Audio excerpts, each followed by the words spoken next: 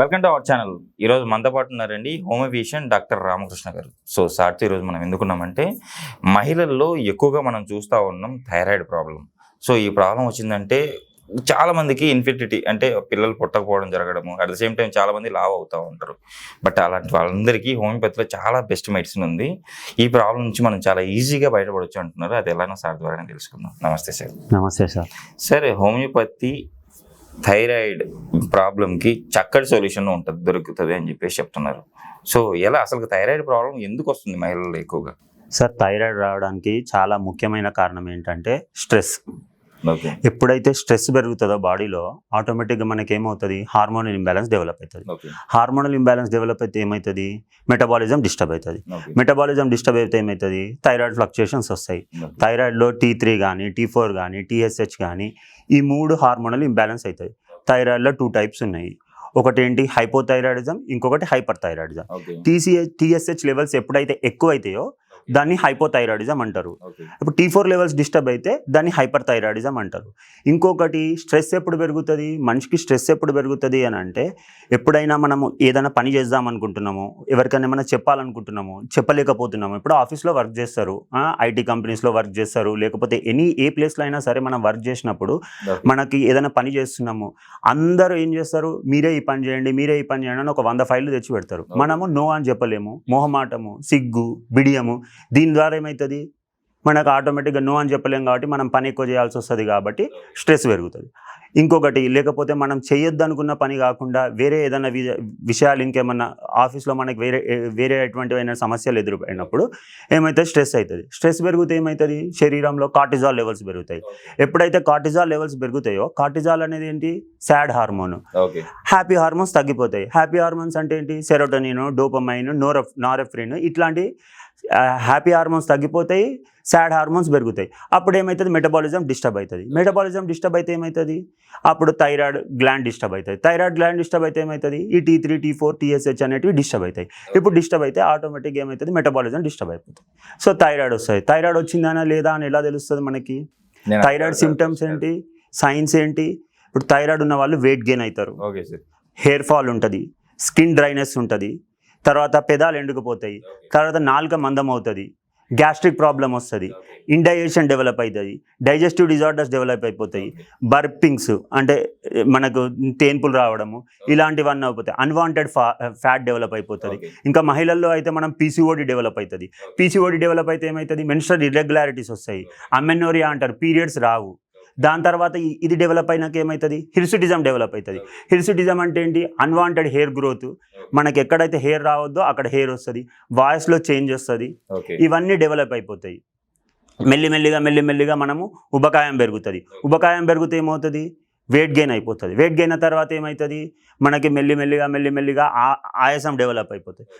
ఒక్క థైరాయిడ్ ఉంటే శరీరంలో ప్రతి ఒక్క భాగం, స్కిన్ ఎఫెక్ట్ అయిపోతుంది, హెయిర్ ఎఫెక్ట్ అయిపోతుంది, ఐస్ ఎఫెక్ట్ అయిపోతుంది, థ్రోట్ ఎఫెక్ట్ అయిపోతుంది, ప్రతి ఒక్క ఆర్గాన్ ప్రతిదీ డిస్టర్బెన్స్ డెవలప్ అవుతుంది. మనము స్ట్రెస్ అవుతుంది, డిసీజ్ వస్తుందని ప్రతి ఒక్కరు చెప్తారు. స్ట్రెస్ తగ్గించుకోవాలని చెప్తారు. స్ట్రెస్ ఎలా తగ్గించుకోవాలి, స్ట్రెస్ తగ్గించుకోవాలంటే 3 కారణాలు సార్. ఇంకొకటి, ఓన్లీ మెడిసిన్ వాడడం వల్ల థైరాయిడ్ తగ్గుతుందా అని అంటే మనం రోజు యోగా చేయాలి, ప్రాణాయామ చేయాలి, కపాలపాతి చేయాలి, డైట్ మంచిగా తీసుకోవాలి. రాత్రి 2 గంటలకు తినేసి 12 గంటలకు జొమాటోలో ఆర్డర్ పెట్టేసి వెయిట్ తగ్గాలి అంటే ఎవరు తగ్గరు.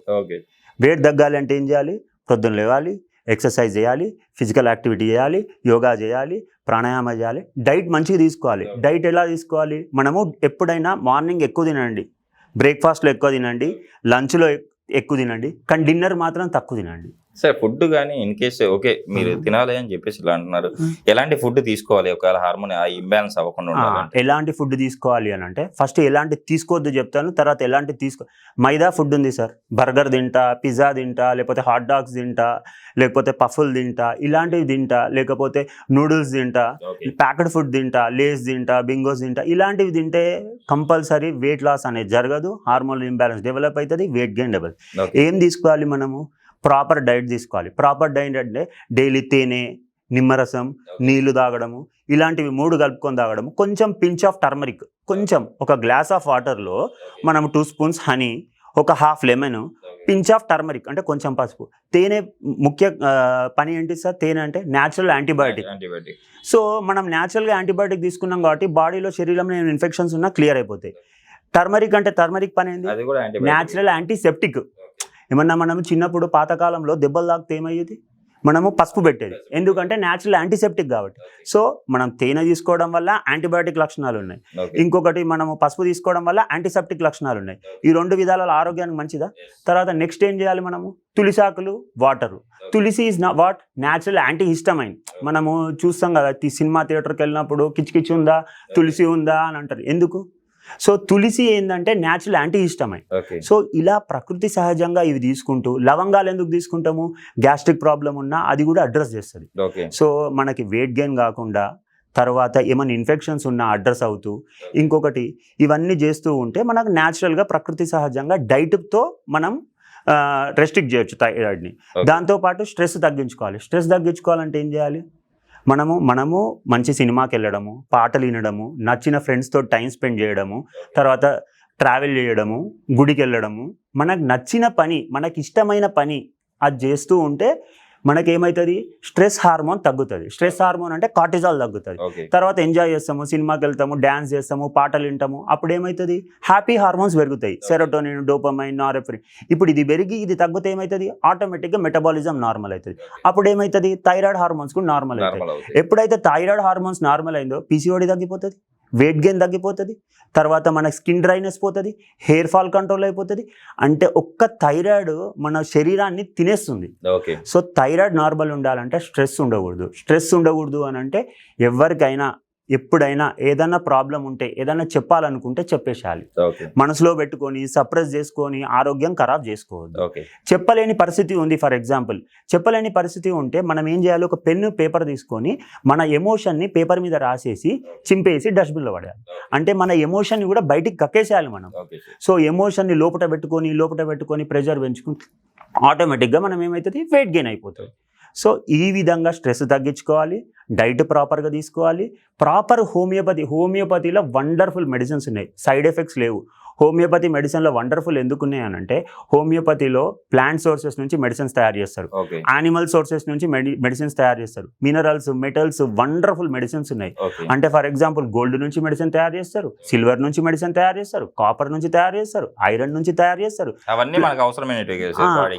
ఇప్పుడు థైరాయిడ్ విషయంలో మనకి మెటల్స్ నుంచి అవసరం. థైరాయిడ్లో ఐరన్ మెటబాలిజం డిస్టర్బ్ అయింది అనుకోండి, అప్పుడు కూడా మనకు ఐరన్ కావాలి కదా. థైరాయిడ్లో అయోడిన్ చాలా ఇంపార్టెంట్. సో అయోడిన్ డిస్టర్బెన్స్ అవుతుంది. సో అయోడిన్ కూడా ఇంపార్టెంట్ కదా. అయోడినం అని ఒక మెడిసిన్ ఉంటుంది హోమియోపతిలో, అది కూడా మనకి చాలా అవసరం. ఐరన్ నుంచి ఫెర్రమ్ అని ఒక మెడిసిన్ ఉంటుంది. సెలీనియం కూడా మనకి థైరాయిడ్లో చాలా ఇంపార్టెంట్. ఈ మినరల్స్ అన్నిటితో తయారు చేసిన మందులు ఉంటాయి. సో ఈ విధంగా మనము థైరాయిడ్కి proper diet, yoga, pranayama, medicine ఇవన్నీ తీసుకుంటే మనము థైరాయిడ్ని ఖచ్చితంగా కంట్రోల్ చేయొచ్చు. నిజంగా సార్, ఈరోజు మన థైరాయిడ్ ప్రాబ్లం వల్ల మనం ఎలాంటి సమస్యలు ఫేస్ చేస్తామో అవి తగ్గించుకోవాలంటే మనం ఏం చేయాలి, హోమియోపతి మెడిసిన్ ఎలాంటి మెడిసిన్ తీసుకోవాలి, ఎలాంటి డైట్ తీసుకోవాలి, చాలా చక్కగా వివరించారు సార్. Thank you sir.